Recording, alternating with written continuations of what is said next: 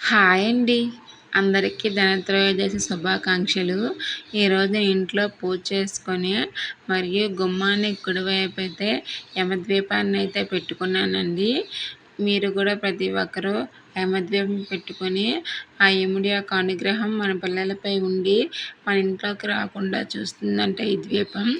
నేను కూడా యూట్యూబ్లో చూసి పెట్టాను. వీడియోలోకి వెళ్ళే ముందు నా వీడియోస్ నచ్చినట్లయితే నా ఛానల్ లైక్ చేసి షేర్ చేసి సబ్స్క్రైబ్ చేయడం మాత్రం మర్చిపోకండి. ప్లీజ్ సపోర్ట్ చేయండి. నేనైతే ఫస్ట్ ఇంట్లో అయితే పూజ చేసుకున్నాను. ఇంట్లో పూజ చేసుకున్న తర్వాత గుమ్మానికి బయట వైపు అయితే పూజ చేసుకున్నాను. కుడివైపు గుమ్మానికి అయితే పసుపు కుంకాలు అయితే లోపల నుంచే రాయాలంట. నాకైతే అది తెలియక నేనైతే గుమ్మానికి పసుపు కుంకాలు అయితే బయట నుంచి రాశాను. నాకు ఇంకొక డౌట్ కూడా ఉంది. పసుపు కుంకాలు లోపల నుంచి రాసి పూజ కూడా లోపల నుంచి చేయాలా బయట నుంచి చేయాలా తెలిస్తే కామెంట్ చేయండి ప్లీజ్ అండి. నేనైతే ఇక్కడ గుమ్మానికి అయితే పసుపు కుంకుమ రాసి బొట్లు అయితే పెట్టుకున్నాను. ముందు గుమ్మానికి అయితే పూజ చేసి ఆ తర్వాత అయితే గుమ్మానికి కుడివైపు అయితే ముగ్గు అయితే వేసుకుంటాను. మనం ప్రతిరోజు గుమ్మానికి పూజ చేసుకుంటే చాలా మంచిది. గుమ్మం అనేది లక్ష్మీదేవితో సమానం.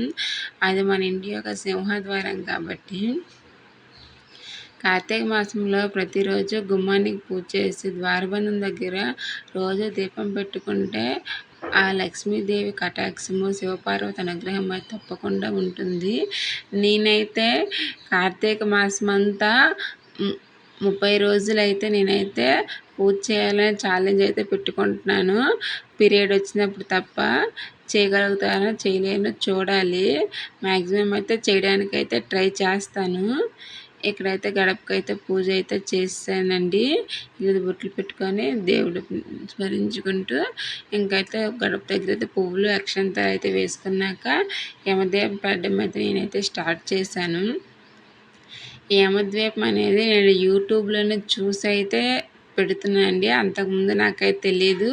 ఇప్పటివరకు నేను ఎప్పుడు యమద్వీపాన్ని కూడా పెట్టలేదు.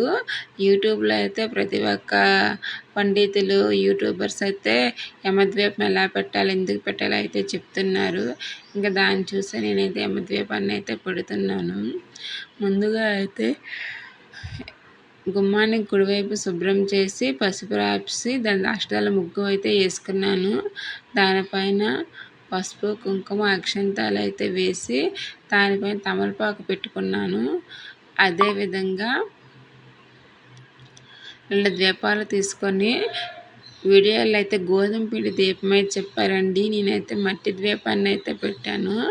మట్టి ద్వీపాన్ని కింద వైపులు పసుపు రాసి కుంకుమ బొట్లు పెట్టుకొని దాంట్లో నువ్వుల నూనె వేసి 3 వైపులు ఒత్తులు వేసుకున్నానండి. 3 వైపులు అయితే ఒత్తులు వేసుకోవాలంట. ఇంకా దీపాన్ని రోజు ఎలా పూజిస్తాం ఆ విధంగానే 3 వైపులు వేసుకోవాలండి. 2 ఒత్తులు 3 వైపు ద్వీపాలు వెలగాలి.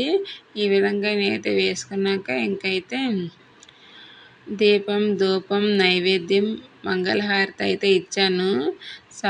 మన ఇంట్లో దీపం ఏ విధంగా పెట్టుకుంటాం బయట కూడా సేమ్ ఆ విధంగానే పెట్టుకున్నాను.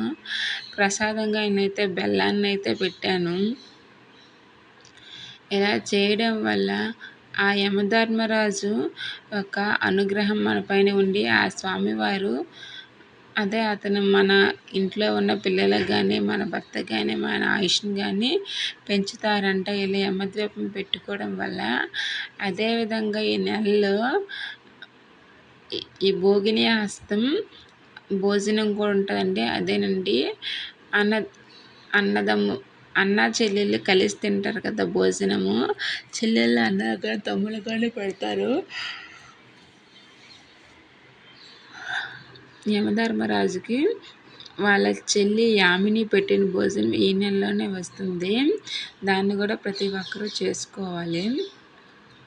మీలో ఎంతమంది ఇలా గుమ్మానికి కుడివైపు యమద్వీపాన్ని పెట్టారో కామెంట్ చేయండి. నేనైతే ఈ విధంగా అయితే యమద్వీపాన్ని పెట్టి అయితే దీపం కొండెక్కేంత వరకు అక్కడైతే కూర్చుని అలాగైతే దేవుణ్ణి స్మరించుకుంటూ శివ ఓం నమః శివాయ అని అయితే అనుకున్నాను. వీడియో అయితే అయిపోయిందండి. బాయ్. నచ్చితే లైక్ చేసి సబ్స్క్రైబ్ చేయడం